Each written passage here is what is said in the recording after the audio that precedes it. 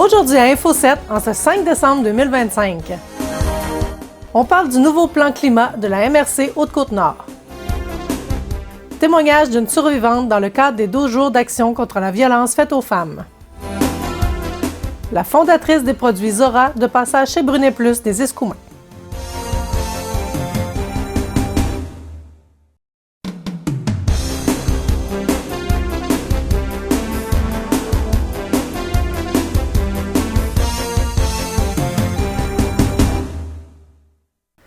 Bonjour à tous et à toutes, bienvenue à votre bulletin de nouvelles. La MRC Haute-Côte-Nord a récemment mis sur pied un plan climat pour lutter contre les changements climatiques. Le conseiller en environnement Samuel Paher et la conseillère aux communications Marie-Lise Bouchard nous en parlent plus en profondeur. Allô Marie-Lise, allô Samuel. Bonjour Julie.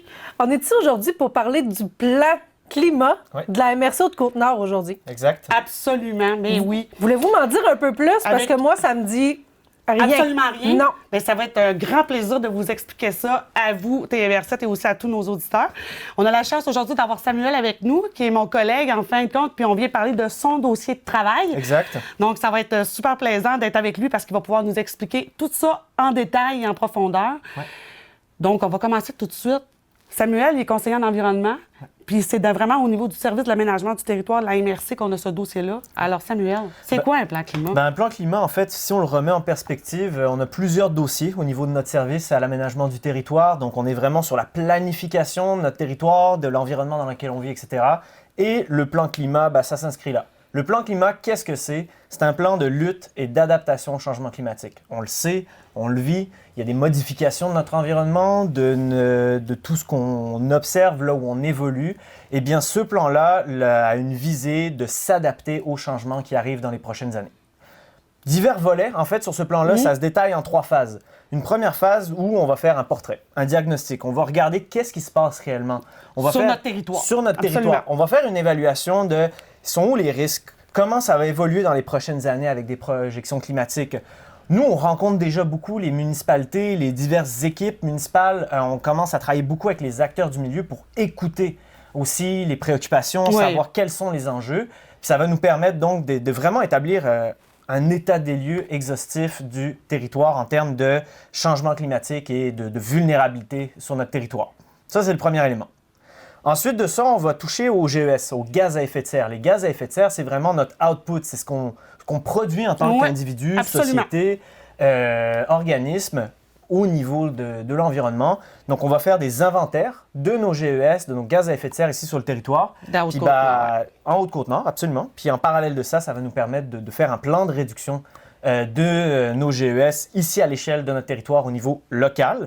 Puis ultimement, tout ça, va se rapporter dans un plan d'action aussi pour mettre des mesures en place localement dans nos municipalités, dans nos communautés, en lutte et en adaptation au changement climatique. Concrètement, ça veut dire qu'on ne veut pas que ça soit tabletté, ce plan-là. Absolument. On veut un plan d'action qui va établir des actions concrètes sur 5 à 10 ans. Comment on peut mieux s'adapter en fonction de ces changements climatiques-là. Parce que c'est rapide, là, les changements climatiques. Là. On le voit, là, d'année en année, il se passe des phénomènes naturels qui sont accélérés, qui sont aussi démesurés de plus en plus. C'est ça, en fait, compte, on a une prise d'intensité, on a une prise de fréquence. Il y a des choses qu'on n'observait pas du tout il y a 5 à 10 ans. Qu'on observe aujourd'hui. Puis à l'inverse, il y a des choses qui étaient présentes il y a 5 à 10 ans si on pense aux couverts de glace. Sur le Saint-Laurent, on entend des histoires encore de gens qui faisaient du patin dans certaines baies le long de la côte, chose qui est inconcevable maintenant. Aujourd'hui, c'est vrai. Aujourd'hui, exact. On le voit, c'est au début d'année, on est chanceux cette année, mais dans les dernières années, notre manteau neigeux, n'était pas exceptionnel. On le voit sur la pratique de nos activités. La motoneige, ça startait tard, ça finissait tôt. Fait qu'on a plein d'observations, puis au niveau de nos expériences, notre vécu, on commence à réellement être confronté à ça puis s'en rendre compte sur nos activités. Puis c'est bien de le préciser aussi qu'on ne veut pas faire peur aux gens avec ça. Pas. Parce qu'on sait que l'éco-anxiété est un problème de plus en plus présent dans notre société. Donc, on n'y échappe pas non plus en Haute-Côte-Nord. On fait partie de la grande planète, nous aussi. Ouais. Donc, c'est vraiment de voir... On ne veut pas faire peur, on veut voir comment on s'adapte. Exact. Il faut vraiment rendre ça au positif pour voir de quelle façon, nous, on peut mieux vivre en fonction de ces changements-là qui arrivent sur notre planète, tout simplement. Concrètement, puis c'est ça un peu l'objectif du plan climat, c'est de mettre en place des mesures efficaces sur le territoire, puis des choses concrètes qu'on va être capable de vivre, que ce soit par exemple en amélioration de la canopée dans les municipalités. Fait que ça, c'est mettre des arbres dans les municipalités pour réduire tout ce qui est îlots de chaleur, etc. Ça peut être amélioration de l'efficacité de nos bâtiments. Il y a plein de choses possibles ici en Haute-Côte-Nord où on peut aller chercher justement des gains puis mieux s'adapter aux changements à venir. Donc non, c'est voilà. Ce qui est intéressant aussi, c'est qu'on est dans une perspective pour une des rares premières fois en environnement, on a du financement disponible pour la mise en place de ce projet-là. On travaille en collaboration avec les 8 municipalités du territoire. Ça, c'est important, hein, d'axer là-dessus. C'est chapeauté par la MRC, mais on travaille vraiment de concert avec toutes nos 8 municipalités. Pour réaliser ce travail-là. Et la Première Nation des Inuits des Sipites aussi a décidé d'embarquer dans cette démarche-là. On est vraiment dans une concertation puis une collaboration avec tous les acteurs de notre territoire. Encore ce matin, je me déplaçais dans une municipalité pour discuter avec les équipes, pour travailler avec eux autres sur le projet. Donc non, c'est vraiment pour refléter des réalités locales et de travailler de concert avec les gens du milieu. Puis c'est ça qui est plaisant, c'est qu'avec le service d'aménagement du territoire, qui est quand même encore méconnu aujourd'hui à la MRC, mais c'est vraiment ça là, qui a créé les MRC, il ne faut pas l'oublier, en 82. On faisait les schémas d'aménagement, de développement. On est présentement en révision. Donc là, on s'attaque maintenant au plan climat. Donc on voit vraiment que tout est imbriqué. Un dans l'autre, au côté du service de l'aménagement du territoire. Donc, le plan climat qui vient en parallèle avec la révision de notre schéma de développement et d'aménagement et de développement. On a en parallèle aussi notre PRMHH, ou plutôt connu sur le plan régional des milieux hydriques et humides. Donc, tout ça vient cadrer un dans l'autre. On répond à des obligations gouvernementales. Absolument. On a tous des obligations à répondre. Puis justement, en fait, on a des obligations gouvernementales en termes de lutte et d'adaptation au changement climatique qui arrivent dans les prochaines années. Puis le plan climat, ça va nous permettre en fait de répondre à ça. Ça va nourrir la planification de notre territoire, ça va nous permettre de répondre aux obligations qui nous sont imposées par le gouvernement. Mais en parallèle de ça, s'il y a une utilité pour les communautés puis la collectivité d'aller de l'avant à implanter ces mesures-là pour mieux s'adapter. Puis c'est assez exceptionnel parce qu'on est dans une dynamique où c'est la première fois qu'un exercice comme tel, à l'échelle du territoire, est réalisé ici en Haute-Côte-Nord. Il y a eu quelques initiatives individuelles, ponctuelles dans certaines municipalités ou avec certains comités verts, par exemple, des choses comme ça qui sont en place. Certains groupes aussi, des groupes communautaires. Citoyens, absolument. Qui travaillent beaucoup, parfois en transition socio-écologique, ce genre de choses-là. Mais à l'échelle du territoire, d'avoir une démarche porteuse et engageante comme ça, c'est la première fois. Puis c'est excitant. C'est excitant aussi de voir qu'on a un engagement, on a une mobilisation qui se développe au fil de la démarche. Ça fait 5 mois que c'est débuté. Mais je suis très excité, puis c'est très excitant de voir aussi où est-ce qu'on s'en va en tant qu'organisation là-dedans. Parallèlement, par rapport à ça, il va venir aussi des consultations publiques où on va demander à la population de s'impliquer dans le processus. On veut avoir vraiment... Qu'est-ce qui ressort au niveau de nos citoyens, pas juste au niveau des équipes municipales, en fin de compte. Aller voir vraiment directement. Donc, on va inviter éventuellement les gens à venir participer à nos consultations publiques. Évidemment, tout va être diffusé en temps et lieu dans nos médias régionaux, mais aussi sur notre page Facebook, sur notre site web, un peu partout. Donc, n'hésitez pas. Quand on sera rendu là, à vous impliquer dans le processus, parce que c'est pour vous aussi, pour la population qu'on fait ça. Absolument. Donc, c'est super important de s'impliquer. Là, Samuel, tu étais tout content de nous dire que ça avait commencé il y a 5 mois, cette démarche-là. Qu'est-ce qu'on se donne comme plage de temps pour finir le travail? Puis je vais rebondir après sur ce que tu mentionnais en termes de consultation. Déjà, pour répondre à ta question, en théorie, selon les obligations par le programme qui finance le projet, il faut soumettre d'ici février 2027. Fait qu'au niveau de l'échéancier, c'est très rapide. C'est assez rapide. C'est très rapide. Quand on parle, c'est une planification à l'échelle du territoire, c'est une démarche qui va vite. Il reste légèrement plus qu'1 an à ce stade-ci pour finaliser le tout. Donc non, ça va vite. Et le plan va être en place sur des échelles 2028 à donc 2038. Avec des mesures, donc, dans le meilleur des mondes, qu'on va pouvoir voir concrètement arriver dans les prochaines années. Donc ça, c'est très, très stimulant. Je reviens sur ce que tu mentionnais en consultation publique. Absolument. L'objectif de la démarche, c'est qu'elle soit portée puis engageante pour tous. Fait qu'on travaille avec les organisations municipales, c'est un fait. En parallèle de ça, on va aussi aller travailler, consulter les divers acteurs des industries, milieu environnemental, milieu communautaire, économique, etc., et on va avoir des exercices avec la population. Puis là, Marie-Lise t'en a parlé. En temps et lieu, l'information sera acheminée. Sera diffusée. Puis on vous invite à participer parce que si on veut un plan qui représente nos préoccupations locales puis nos réalités locales, il faut avoir le pouls aussi de tout le monde, puis l'input de tout le monde là-dedans. Tout à fait. Là, vous allez me dire, c'est bien beau tout ça, là, mais où on peut prendre plus d'informations si jamais vous êtes intéressé par la démarche? Bien, vous pouvez communiquer en tout temps avec Samuel. Absolument. C'est son dossier de travail, donc on vous invite à communiquer avec lui.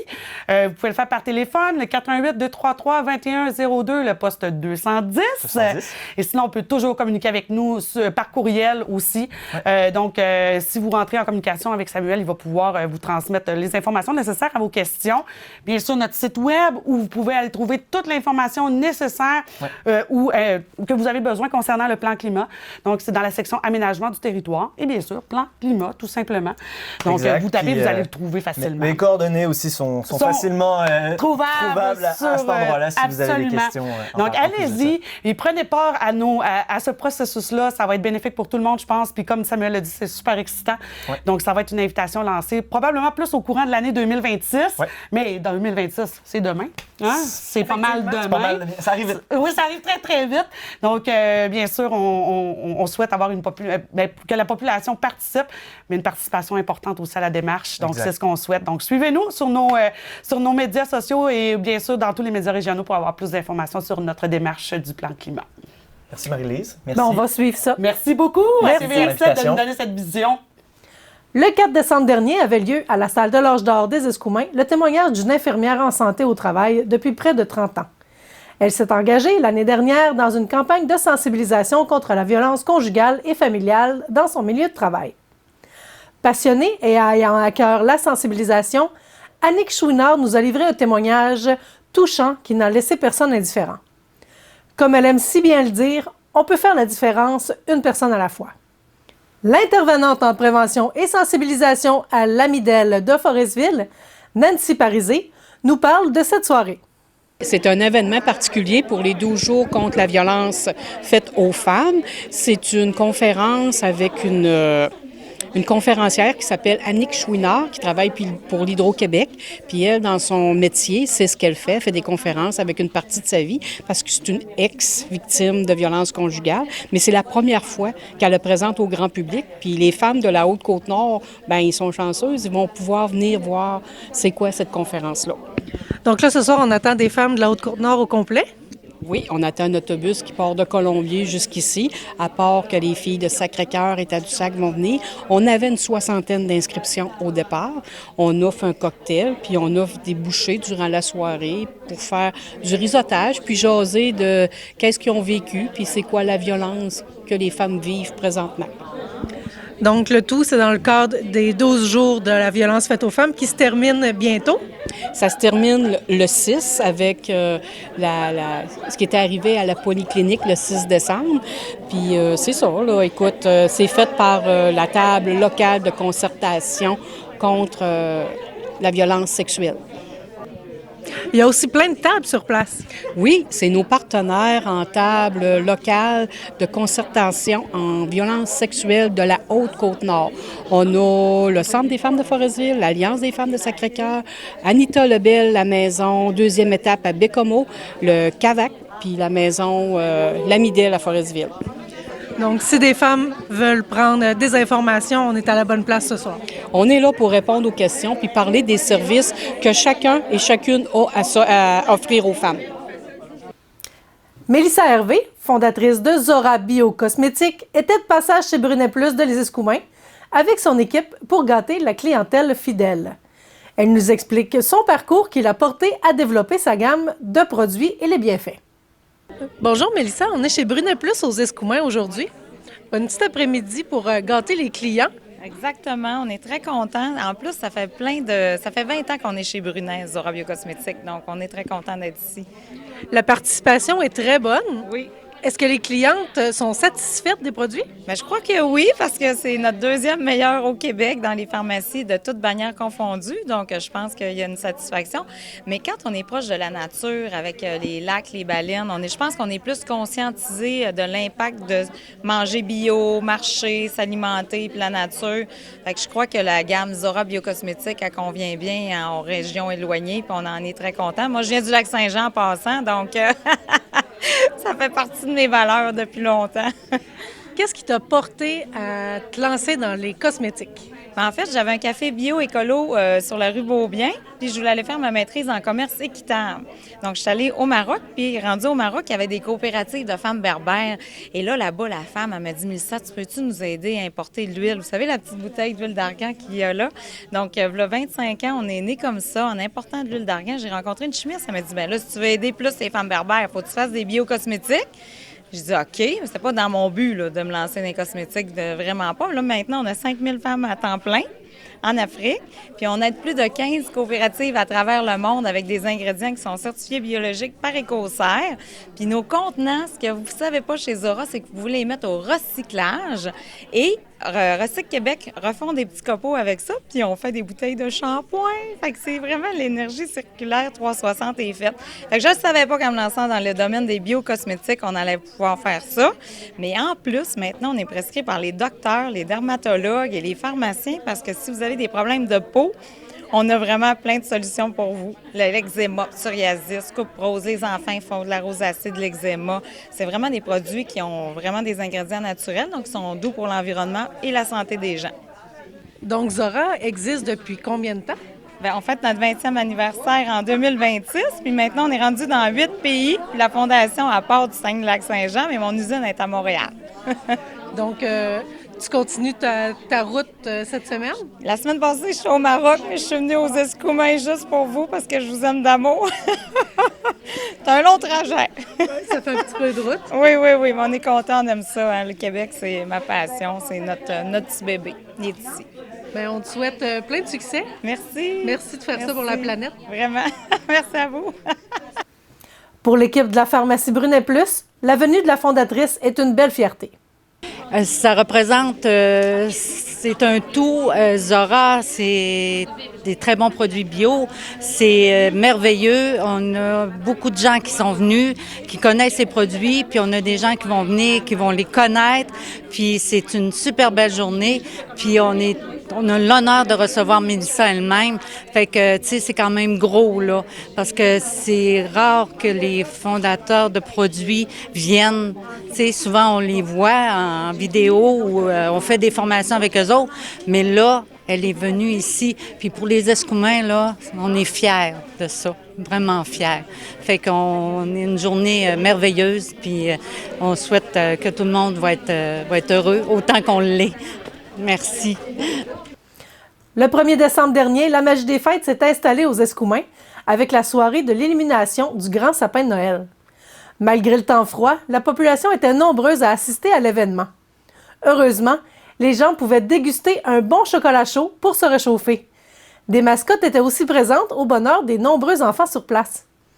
Installé près du stationnement devant la poissonnerie, le sapin, d'une hauteur d'une dizaine de mètres, a été décoré des créations des élèves de l'école Marie-Immaculée.